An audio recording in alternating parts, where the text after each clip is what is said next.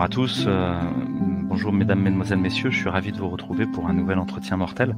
Ces entretiens qui réunissent des universitaires, des chercheurs, des citoyens venus d'un peu partout, mais aussi des soignants, des gens qui sont porteurs de handicap, pour essayer de discuter à nouveau frais la question de la mort, de la souffrance, de l'agonie, de notre fragilité, et puis autour des questions connexes de liberté, d'autonomie, puis d'interdépendance collective et d'entraide. Dans un contexte législatif brûlant en France, puisque, vous le savez, la proposition de loi Falorni sur l'aide active à mourir, le suicide assisté et l'euthanasie a été votée par les députés à la fin du printemps et secoue l'opinion publique pour une partie d'entre elles et reviendra face aux sénateurs en septembre-octobre. Donc j'ai lancé ces entretiens mortels pour que la citoyen se réempare de cette question de la mort et la revisite à nouveau frais avec des points de vue contradictoires, de gens qui sont très pour, très contre et des éclairages divers et variés. So today I'm really happy to host on the scene Mattias Desmet, Professor Mattias Desmet. You're a social psychology professor in the University of Gand in Belgium, and have specialized in the understanding and the concept of mass formation and the idea of how the social dynamics influence the individual behavior and how they can kind of mass form together, forming a new identification, which is this group doing something which is more than what the individual could understand by himself. Could you introduce yourself for the people who don't know you in France? Yes, thank you for having me on, Louis. I will. Yes. Well, I'm as you said, I'm a psychology professor. I have both a degree in clinical psychology and a master degree in statistics. So I started my academic career with investigating the quality of academic research, and then, as you know, of course, most academic research is false. There is this wonderful paper, "Why Most Published Research Findings Are False,"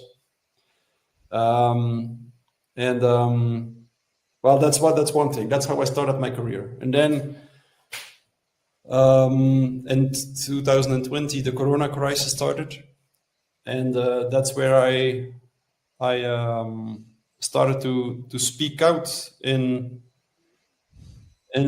public space, because I noticed that the statistics that were used to underpin the mainstream narrative on Corona, that they were wrong. And from the first week of the crisis onwards, I started to speak out.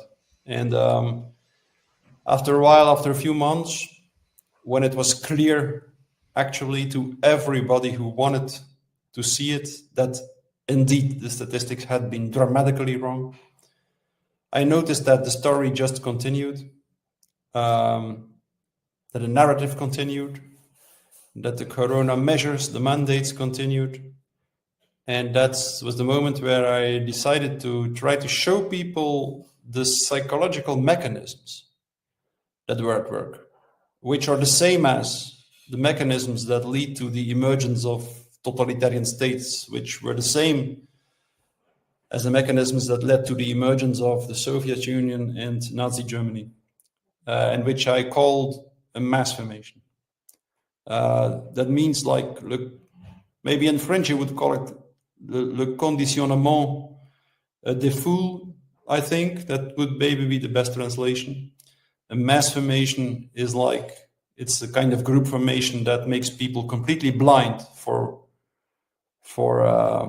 which makes people incapable of taking a critical distance of what the group believes, and which makes them willing to radically self-sacrifice, and which makes them extremely intolerant for everyone who thinks differently. So that's the phenomenology of a mass formation. There's this strange group formation, which leads to these very strange states where mothers start to report their children to the state, children start to report their parents to the state, which destroys the entire social fabric, which destroys all human bond between individuals, and which replaces that human bond between individuals by one bond between each individual separately and the collective, the state system. So that's something we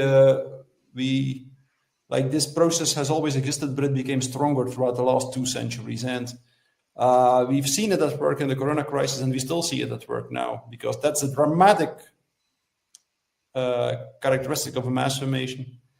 Once a major mass formation happens, it almost always leads to a second and a third and a fourth mass formation. So that's I explained that theory of mass formation on many occasions,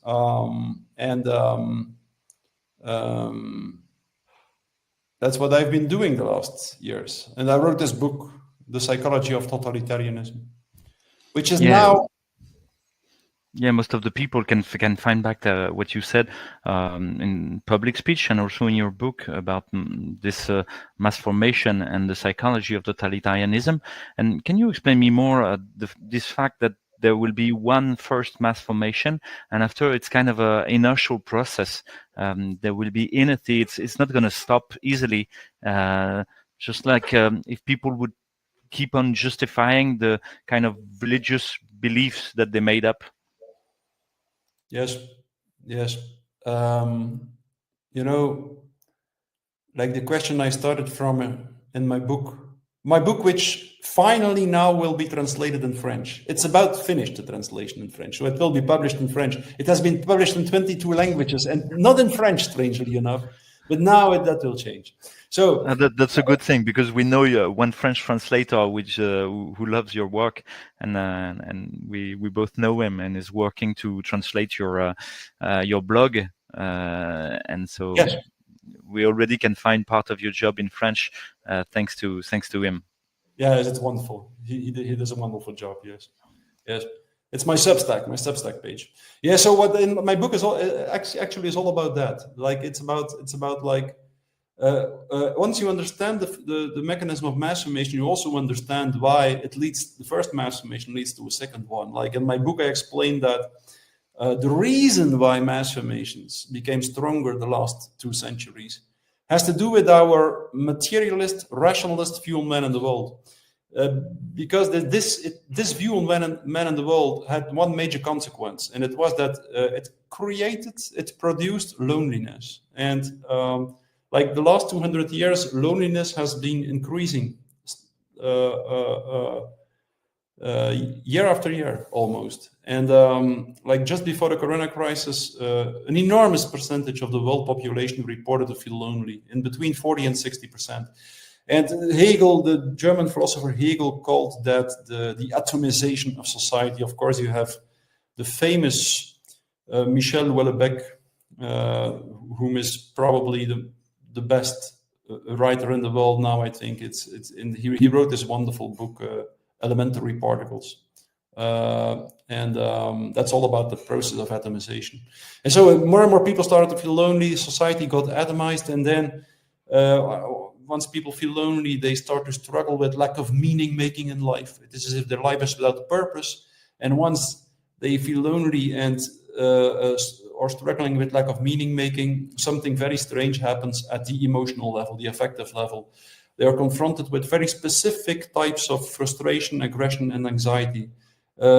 Frustration, aggression, and anxiety, which is free-floating, which is not connected to a mental representation. So people feel anxious, but they don't know what they feel anxious for. And when they are in that state, they are extremely vulnerable for propaganda, or just for narratives that are disseminated through the mass media and that indicate an object of anxiety and provide a strategy to deal with that object of anxiety. Under these conditions, all this free-floating anxiety, which is extremely aversive, people just cannot stand it to be anxious without knowing what they feel anxious for. And if someone distributes a narrative, disseminates a narrative in the mass media, indicating an object of anxiety, all this anxiety will attach to the object of anxiety. And people might be willing to participate in a strategy to deal with that object of anxiety. So that's the point. That happened in the Corona crisis, for instance. It's the French writers. No, if I understand well, I rephrase what you said. But this free-floating anxiety, free-floating discontent, leads to kind of a craving for meaning. That there's a need for an explanation. It cannot remain like that. Otherwise, it would lead to craziness, maybe. Yeah, exactly. It leads to craziness. There are three options. Or you find the real object of your anxiety. That means you try to go to the trauma, to the traumatic core in yourself, and you find and elaborate the real object of anxiety there. That's the best option, the only good solution. The second solution is that, and that first solution, the good one, requires us to really try to articulate the dark side of ourselves, the shadow in ourselves. So, but most people won't do that. Most people will choose an easier option. They will either develop an individual symptom, like an obsession, a phobia or something. And in that case, they associate all their free-floating anxiety to a singular object of anxiety. That is, in that way, an individual symptom emerges. The second solution is that people create a collective symptom. And that's what happens in a mass formation. In that case, 20-30% of the people, of the population, connects its free-floating anxiety all to the same object of anxiety. And so and there is a certain advantage in that, namely, like, people have the feeling that they can control their anxiety then. They have the feeling that they know what they feel anxious for. And the second advantage is that, and that's unique for the collective symptom, for the mass formation. The second advantage is that because so many people at the same time participate in the strategy to deal with the object of anxiety, for instance, the lockdowns, they feel they fight a heroic collective battle with the object of anxiety, meaning that they feel connected again. It feels as if they escape their existential loneliness. And that explains why people who fall prey to mass formation, while they claim they fight something terrible, in a very strange way, they feel very enthusiastic. And we could see that. We can still find it on the internet, on YouTube or something, the movies where you could see how people were dancing together, how nurses were clapping their hands, and so on and so on. So the Corona crisis led to this strange enthusiasm. Well, that's typical for mass formation. And it's just the psychological relief of being freed from this fundamental, disconnected, lonely state. But that's the point, that mass formation doesn't really free people from their loneliness. It creates a collective symptom, but in reality, people feel even more lonely, because a mass formation, and that was a very important contribution to the theory of the masses made by Sigmund Freud. A mass is a group that is formed, that emerges, not because individuals connect to each other, but because each individual separately connects to a collective ideal. Meaning that after a while, all the energy, all the love, all the solidarity that existed in the bonds between individuals is all sucked away from there and is all injected in the bond between the individual and the collective. After a while, the bond with the collective becomes much stronger than even the strongest bonds between individuals. And that's why mothers will report their children to the state. Children will report their parents to the state. You can find this conversation on the internet, which I had with Shoref Eshtari, a woman who lived in Iran in 1978 during the revolution there. And she was forced to witness. She was the daughter of the mayor of a major city in Iran. She was forced to witness how a mother who had reported her son to the state put the noose around his neck when he was on the scaffold. And when he was hung, when he died, she was proud to receive a medal for heroineship. So that's what happens in a mass formation. That's the dramatic end stage of a mass formation. So, and that's also why, like mass formation seems to take away the loneliness, but it creates even more loneliness. And that's exactly the reason why after a first mass formation, a second one takes place. We could see that perfectly. I mentioned that time and time again during the Corona crisis, and it was demonstrated so clearly after the Corona crisis that they couldn't be demonstrated in a clearer way.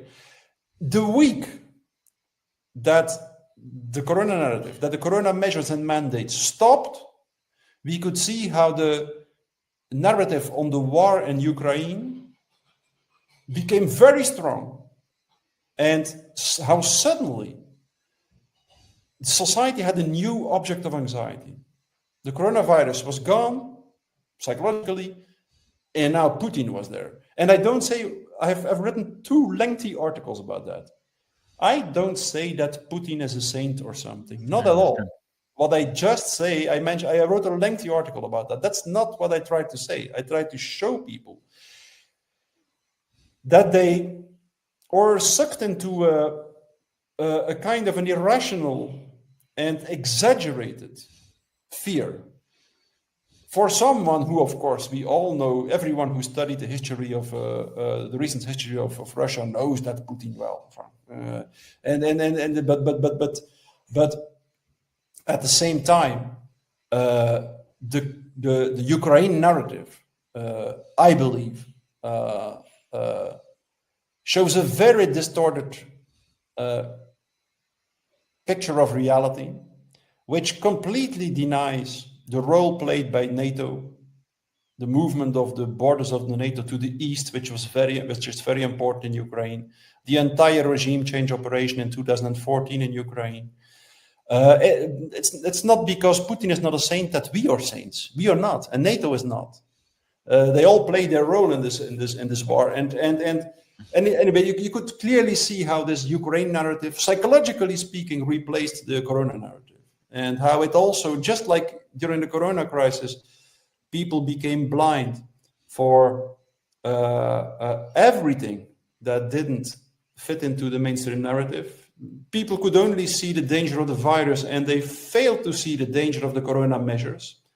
As several reports in the beginning of the crisis tried to tell us, like, even in the worst case scenario, the Corona measures probably would claim more victims than the coronavirus could do, even in the worst case scenario. So that's, people become, in a mass formation, people become blind for everything that doesn't fit into the narrative, and that applies to the Corona narrative and also to the Ukraine narrative. They are also blind for a major part of reality. So that's the dramatic thing of a mass formation. People buy into a narrative because it seems to take away their loneliness, but in reality, it creates even more loneliness, which makes it very likely that after a first mass formation, a second one will happen, which sometimes is even stronger than the first one. Yeah. When the second mass formation is happening, what remains of the first one? Is there kind of a denial, an oblivion of it, or people keep it in a place somewhere in their brain, like a trauma, or is it completely forgotten?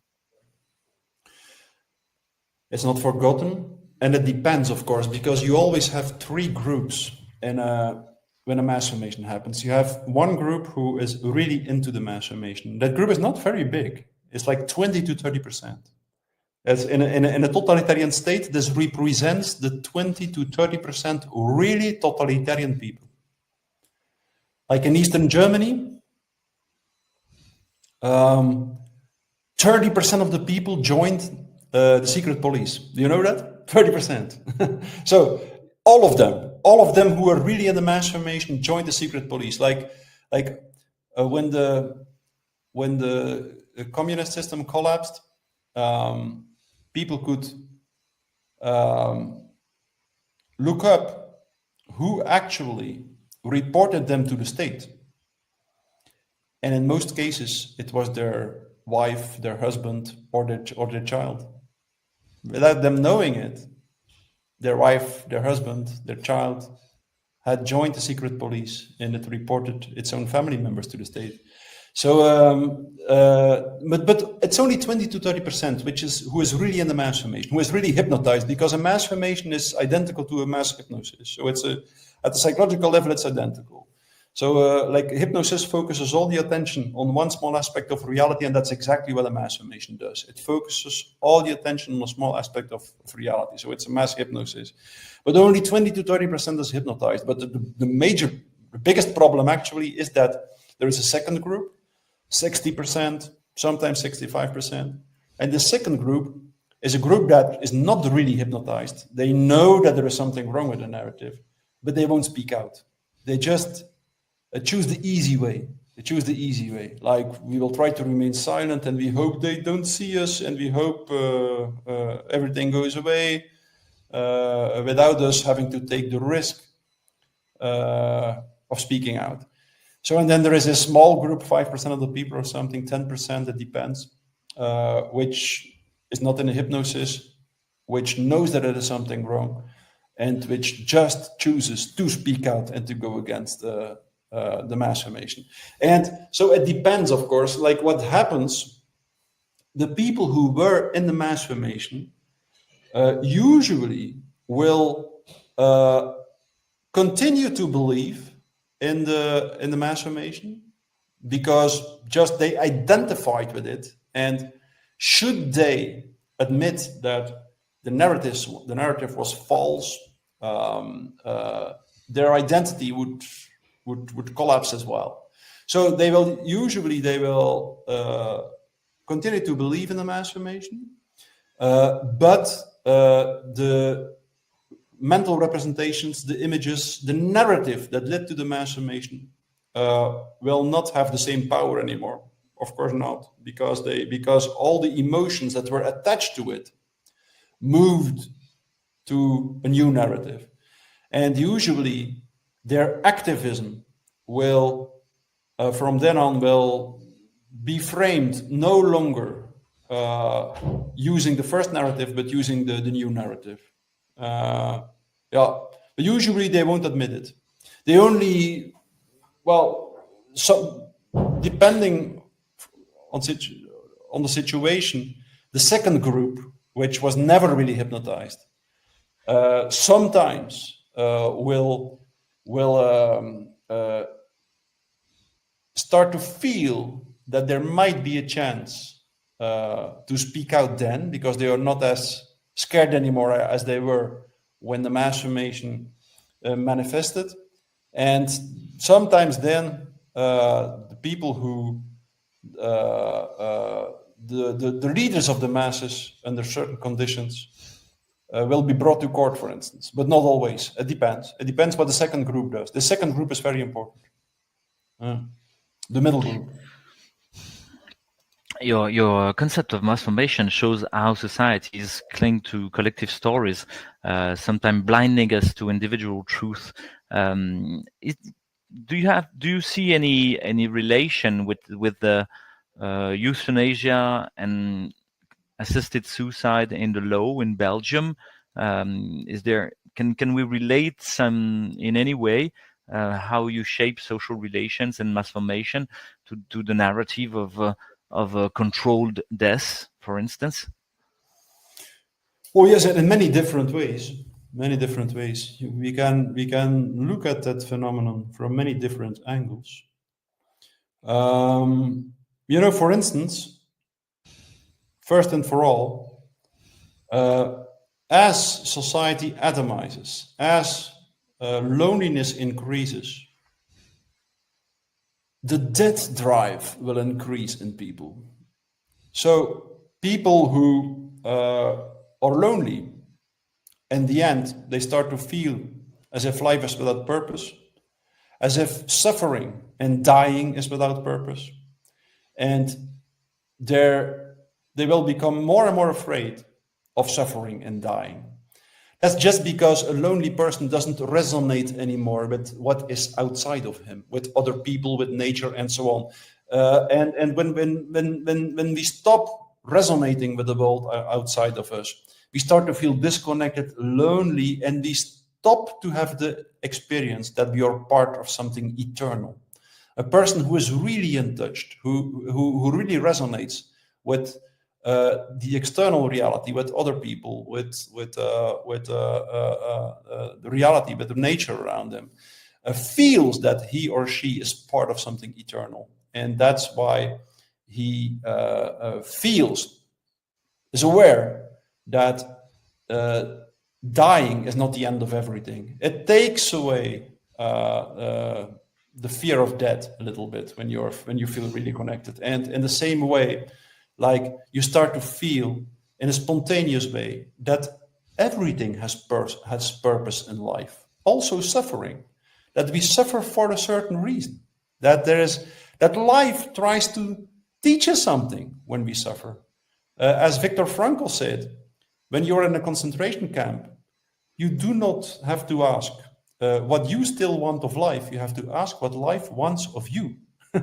what life asks of you. So there is like we could see during the Enlightenment culture, when the rationalist few men in the world emerged and became more dominant, that people felt more and more disconnected that day, and that at the same time they became more and more scared of death and dying, and that's strangely enough made people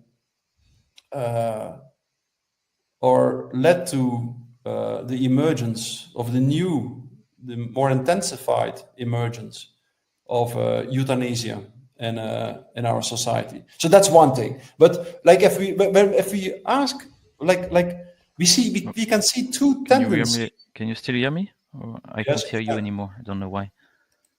Oh yeah, what's going on? I can hear you. You can hear me? Yes, I can hear you. Yes. Yeah, I can't read you. Is there anything with your microphone, or is it my home doing it? I have no idea. Can you hear me now?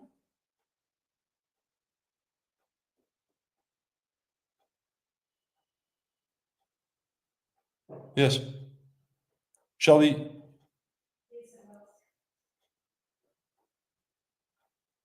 we continue? Can you try and speak up again? Yes. Can you hear me? Why don't I hear you?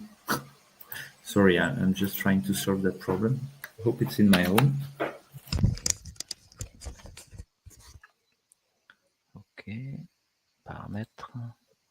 Audio. Toi, tu m'entends? Moi, je t'entends pas. Alors, pourquoi je t'entends pas? Est-ce qu'il y a un problème sur mon micro ou pas? Alors, chez moi, at my home, I can hear myself with the microphone. So maybe it's your microphone which is unplugged in any way. Can you check in parameters down the screen if you can watch the audio parameters and that the good speaker is selected? No, you don't hear me anymore.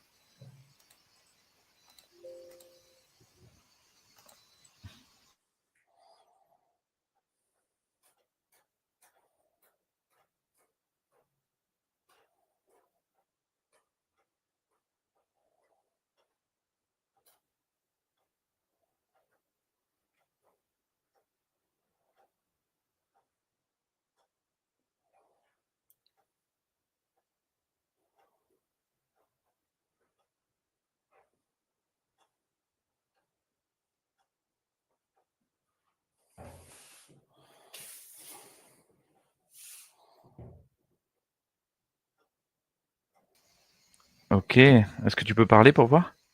Oui. Oui, je t'entends à nouveau. Formidable. Ouais, je t'entends à nouveau. So sorry. So you were dealing with the fact, I think, that insulation and the isolation of the person leads to paradoxal, to glorification, a kind of a sanctification of the individual choice. But there is kind of a paradoxical thing about that when I think about the word assisted suicide. Suicide would glorify my choice, but I need assistance. in there. Yes, you need assistance. Exactly. That's something crucial, because like suicide, more and more is considered something that should be banned, that should be prohibited. Like when I'm a psychologist, you're a doctor, and like no matter when someone comes to a psychiatrist or a psychologist or a psychotherapist, it doesn't matter, and he mentions that he or she considers suicide, then the law actually stipulates that you should report, as a caregiver, you should report your patient to the state. You should prevent him or her. Yeah, there's the same thing in the hospital. We have a score. We have to make a score for each patient if there is a suicidal tendency or risk, and that's completely paradoxical. It is, of course. So it isn't. On the one hand, it's paradoxical. On the other hand, it isn't, because just what the state wants to decide. That's so typical for totalitarian dynamics. The state wants to decide on everything. You are no longer to allow yourself to decide whether you want to live or whether you want to die. The state has to give you permission.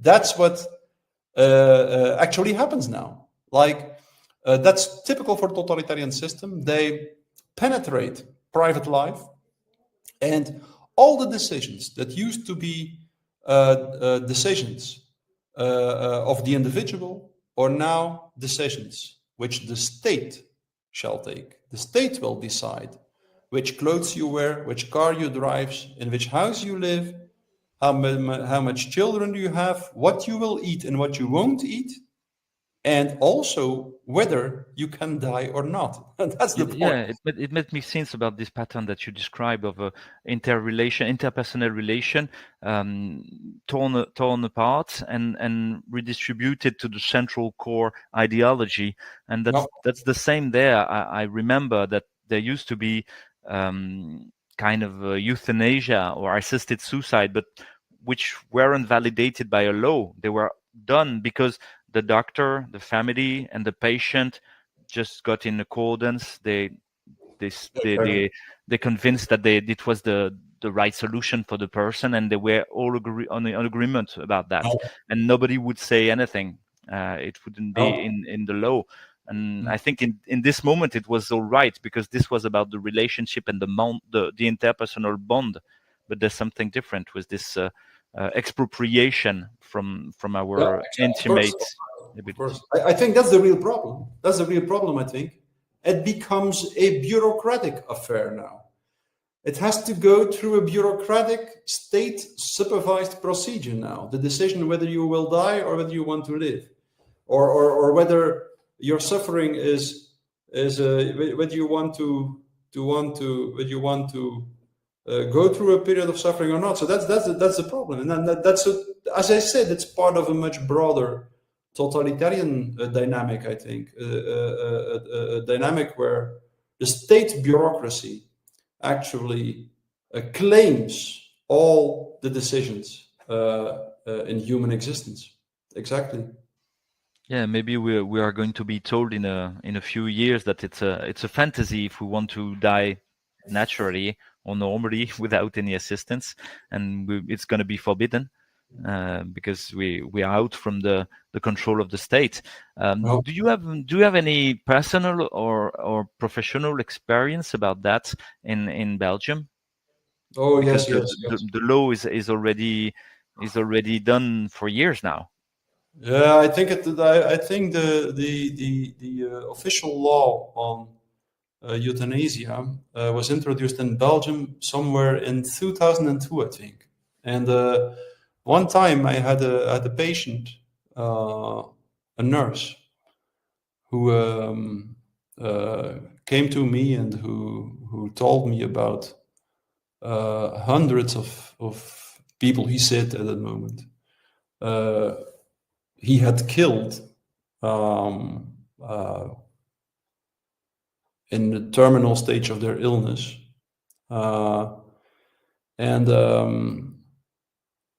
He had sessions with me for 2 years, I think. And then things went better with him. And 2 or 3 years later, he consulted a psychiatrist, and he told a little part of that story there. And the psychiatrist broke his confidentiality, reported him to the police, and he's still in jail now. And I was one of as a psychologist, at a certain moment during the trial, the judge, of course, was informed that this guy had been doing therapy with me for 2 years, and I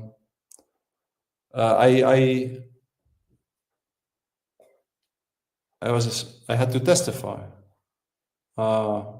before court, and I refused to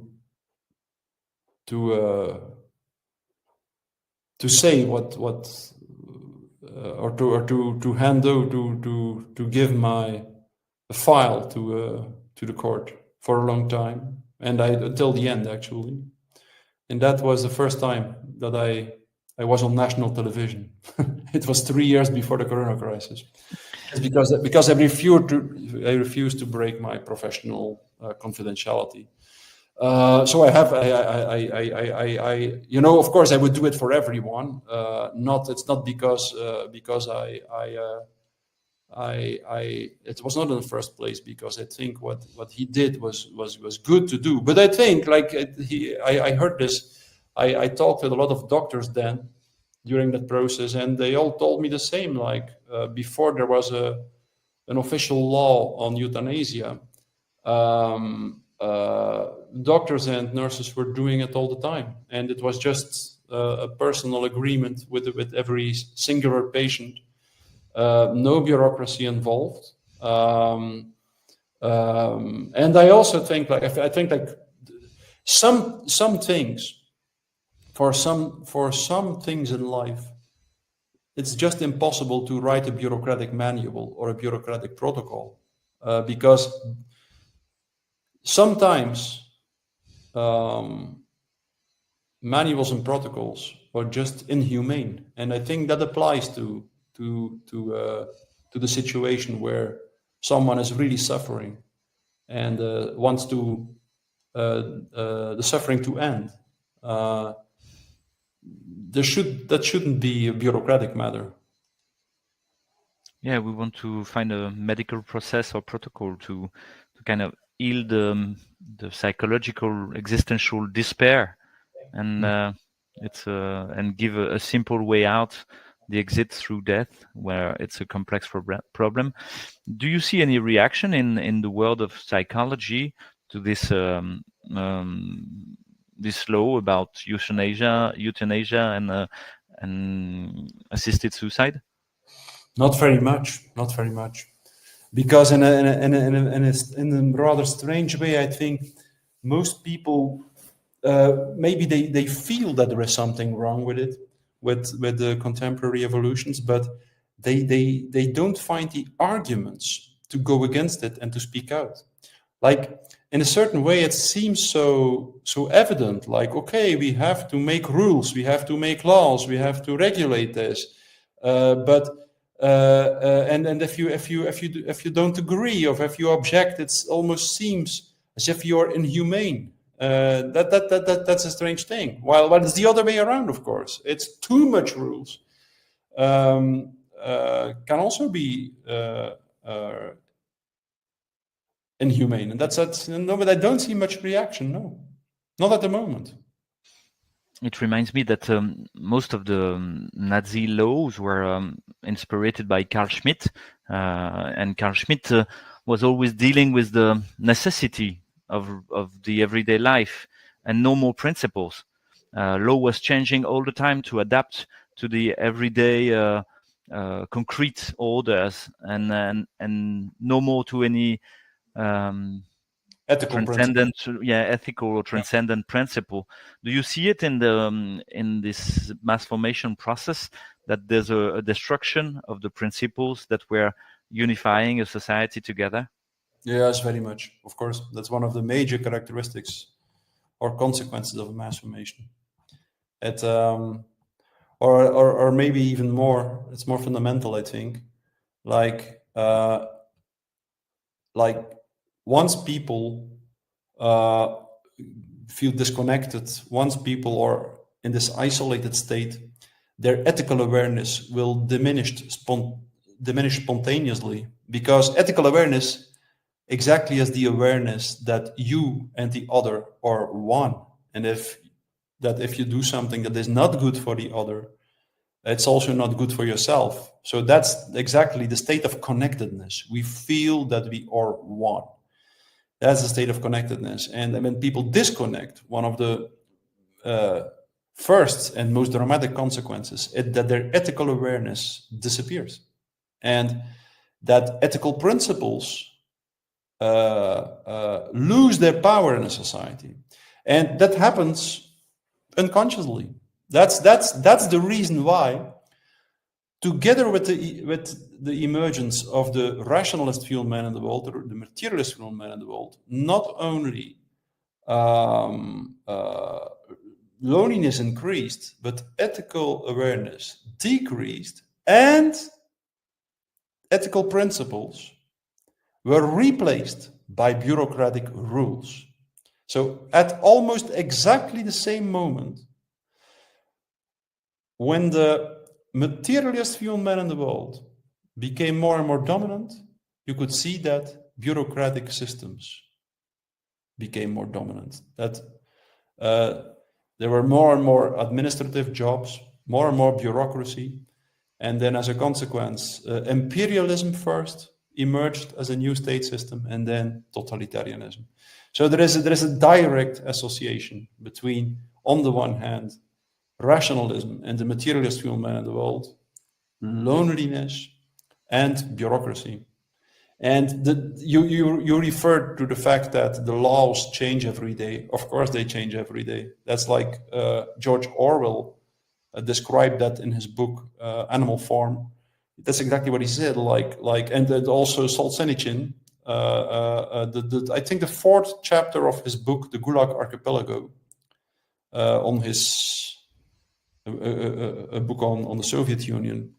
The title of the 4th chapter, I think, it's the 4th or 5th, I don't know it exactly, but it's "There is no law." Like the laws disappear because a law always is based on an ethical principle, and the law disappears and it is replaced by a rule system, by rules and decrees. And these rules change every day. And that's what drives people really around the bend in a totalitarian system. Every day there are new rules. Nobody knows anymore what the rules are, and that's just because it's a failed alternative to ethical principles. Bureaucratic rules are a failed alternative to ethical principles, because without ethical awareness, rules will always fail. Yeah, and there's no reason why they change. There's no explanation why they change, and people try and find an explanation. It's the 3rd chapter of Solzhenitsyn in the archipelago of the Gulag, where he's dealing with arrestment, and people are always trying to find why am I being busted, and there's no reason. That's the key. There's no reason. It's only a way of showing its violence by the system. And showing how powerful he is over any form of life. It can bust you down for no reason. And I think we pretty much lived that in the several years that we have. Is there a relation between your way of thinking things with this mass formation and the work of René Girard about the scapegoat and the mimetic violence? Yes, there is. Yes, I think Girard describes the same phenomenon, but using different concepts and terminology. Like the object of anxiety, like what I call the object of anxiety, Girard would probably call the scapegoat. So we need psychologically a scapegoat, and because, well, mass formation and totalitarianism, they just represent a truth that was repressed by the Enlightenment culture. The Enlightenment culture, since Descartes, considered the human being to be a rational being. Well, mass formation shows us, and totalitarianism, that human beings are not at all rational beings. They are, in the first place, affective, emotional beings. What we care about, or what our first desire in life is not to be rational, not at all. It's to deal with our anxiety, our frustration, our aggression, our lust, our sexuality, and so on. That's what we are as human beings. We have to find a system to manage, to regulate our emotions, our affects, our drives, and so on. And rationality is only like a very thin upper layer on top of the boiling pot of emotions and drives. And in the end, we are all extremely irrational. In the end, we don't want to be irrational. Jacques Lacan, whom you might know, the famous French psychoanalyst, I think maybe the most important intellectual of the 20th century, if you ask me. And that's also why his reputation is smeared so often, because he really said something that was true. He said, like, not love, not hate, but the passion for ignorance, la passion d'ignorance, is the most powerful passion in a human being. We constantly make ourselves blind because we want to stick to the narratives we use to deal with our hate, our aggression, our anxiety, and so on. So that's what the Enlightenment culture didn't want to see repressed. And it returns. Everything we repress returns. So we build narratives, we build religion, we build beliefs, we build laws and things like that to kind of refrain our pulsion for ignorance and death, our pulsion for our emotion of lust and destruction. That's how you would think that things start with this negative negative pulsion that we have, and we try to deal with it all our lives and collectively. Yeah, yes, we do. And that's where we fall prey to the death drive, to thanatos in Freudian terms.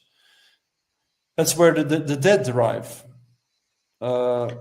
becomes stronger and stronger in our culture. And if we do not watch out, it will bring us World War III.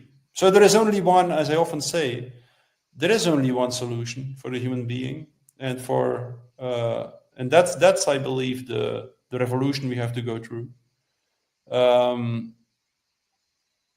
Our fanatical pursuit of rational knowledge lapsed into complete irrationality, and it estranged us, it alienated us from truth, strangely enough.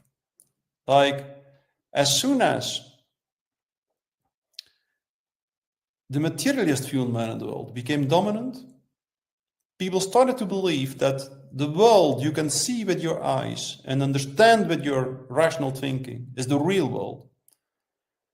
Science showed us exactly the opposite. If you look at modern physics, it will tell you exactly this. The world you can see with your eyes is the world of appearances. It's not the real world. There is a world behind that world, which is the real world. It's a little bit the same as the mystical worldview that most seminal physicists concluded would be the real world. And so that was the dramatic consequence of this materialist worldview. The material world is the real world, and the ultimate goal of life is survival in this real world. And as soon as you define the ultimate goal of life in this way, it becomes stupid to speak the truth, because speaking the truth is always risky. Antique Greek culture knew that the one who speaks the truth always takes a risk. He's jeopardizing himself, of course, because Tiresias, le Parasias. Oui, le Parasias, Parasian. But if you don't speak the truth anymore, you get isolated, of course. That's the problem. Like at the psychological level, my next book is all about that. At the psychological level, it's very clear that the act of sincere speech is actually an act of speech where your words penetrate through what I often call the veil of appearances. As a human being, we constantly hide behind outer ideal images. We constantly do so. We constantly try to erase our traces, Lacan said. We try to hide constantly. To hide who we are, we hide behind outer ideal images.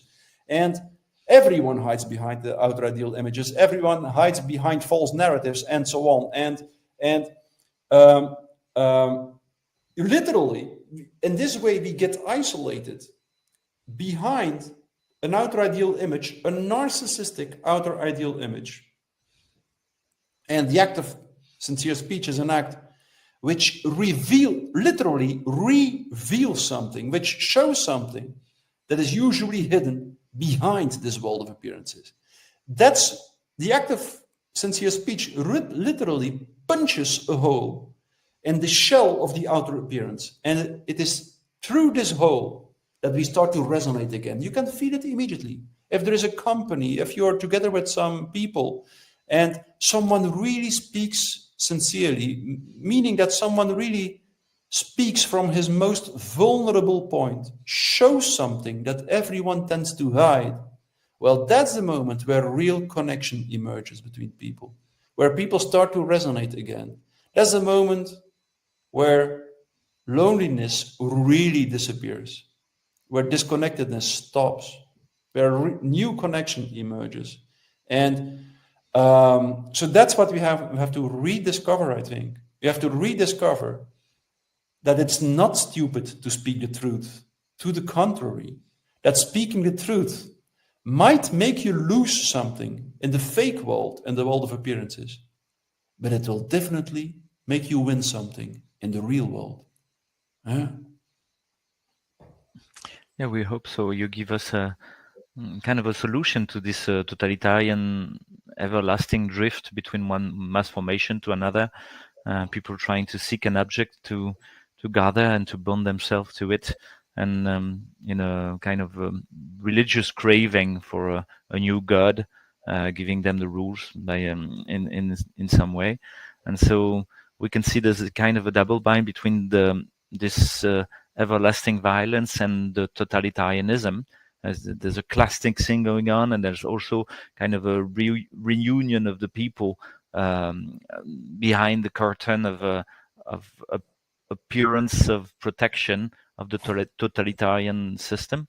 And you offer this true speech, genuine speech with the frailty and as a tool to build something else. As for our subject is concerned, of the laws about euthanasia and assisted suicide are concerned, does it make any sense to take a position, to be opposed to it, or is it part of this whole narrative trying to divide the people between an ideology and another? No, we have to speak out against this newly emerging practice of guided suicide and euthanasia. I think we have to speak out against it. We have to tell people that certain things have to be dealt with in a human, in a situation, in the context of a human bond between a doctor and his patient, or a therapist and his patient. Certain things need to be dealt with there, and the state system should never be too big, should not claim to have to be involved in everything. The state system should trust the individual patient and the individual physician, the individual doctor, individual therapist. Sometimes accidents might happen, cannot exclude that. I mean, but if we try to avoid these accidents by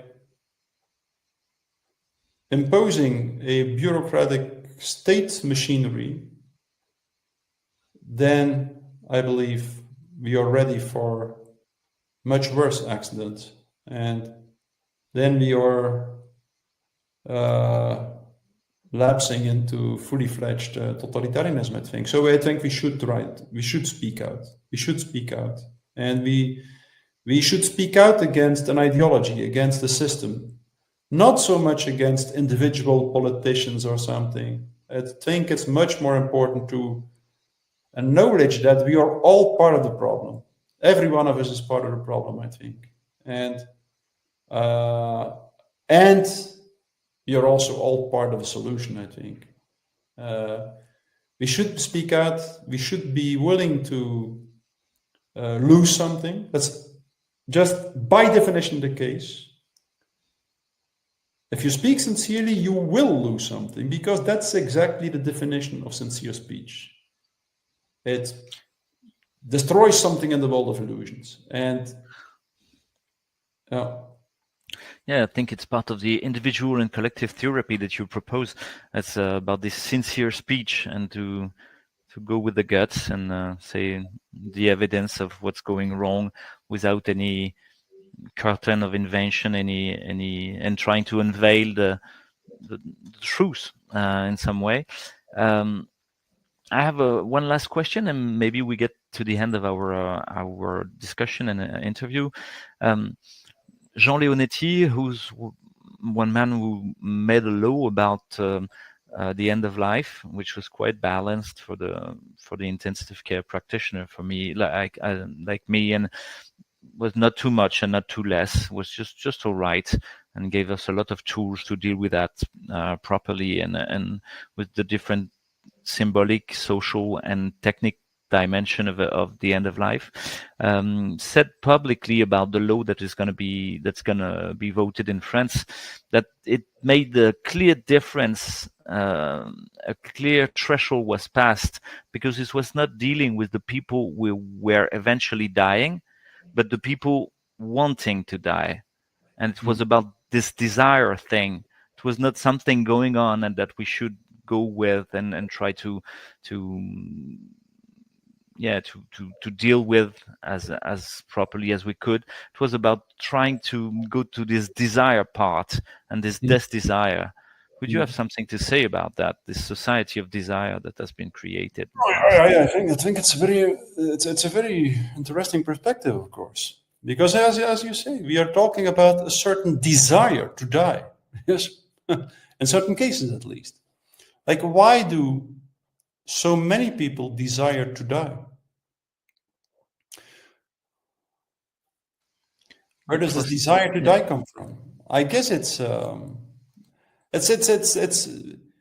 an extremely interesting phenomenon, I think. Plus, there's a kind of illusion, as if our desire was belonging to us and created by ourselves. But we can see that all the neurosciences and their venomous fruits that happen with marketing and propaganda are precisely designed to shape the desire. Mm-hmm. Yes, and they could also shape a desire to die in a very straightforward way, I think. I gathered some newspaper articles suggesting things like that. Like, if you're beyond a certain age, you're a burden to society. And, well, of course, You can choose to continue to live, but maybe you should think twice and try to realize what that means for the younger people. So it's at the level of the desire. Like we should also really analyze the structure of desire in our society, and how desire, to a certain extent, is a socially manufactured phenomenon. Sure. Thank you much, Matthias, for all this this information and wiseness that you gave us. Maybe I give you free speech for a few minutes to share what you want with the public, and to give kind of a take-home message if you want, and then we conclude if it's all right for you. Yes. What shall I say in that few minutes? Well, you know, as I just touched upon, like more and more we find ourselves in a society where it becomes increasingly difficult to speak out, where certain ideologies are very dominant, very aggressively imposed. I think about things like transgenderism, about assisted suicide as well, woke culture, which, to be clear, there are certain things that are very good in that woke culture, I think, but the way in which it is imposed is very problematic, I believe, and it seems on its way to become the ideology of the new totalitarianism. I think what we are facing is not so much a new fascist totalitarianism. I think the new totalitarianism will be technocratic in nature and transhumanist in nature, as the ultimate consequence of the materialist fulfillment in the world. So, no matter how difficult it is, let's all try to represent humanity and the human being in a world that is dehumanizing at record pace. That will be the most important thing, I think. We won't be able to predict what exactly will happen. Nobody knows. We are dealing with a society as a complex dynamical system, which by definition is impossible to predict. But we don't have to know exactly what will happen. We just have to know that in a world where ethical awareness is disappearing, we will try to represent it. We will do our best to be a human being in a world where the human being seems to die, in a world that is de-souling, I sometimes say, at record pace. So thank you, Louis, for the way in which you spoke out. I was touched very much during the Corona crisis when I heard you speak, because you represented one of the few people. You spoke out in a humble, sincere, and intelligent way. And I hope many people do like you do, every one of us in our own way, because every human being speaks the truth in a singular way. And that's, I believe, in the end, what will overcome totalitarianism. A relatively small group of people who continue to realize what sincere speech means to a human being and to human living together. Thank you much, Matthias, and I hope too that people are going to handle this free speech, this sincere speech that you're talking about, and because we need the other one to do so, because it's tiring. We can say that in some way we need some other people to help, and so the same as you said. For me, understanding what was happening through your concept of mass formation was really important to give coherence and try to find back something that I could rely on in my own vision of the world, because everything was collapsing around me, and it's still collapsing. And I really believe in this human part of us that could insufflate, that could push into the darkest place, in the darkest moment of totalitarianism, a shade of light, and a small brittle candle going, still trembling. Thank you much, and Mattias, and thank you to everybody who watched, and be aware again of those Entretien mortels, and we will translate it for the French public. Bye-bye. Wonderful. Thank you, Louis. Thank you.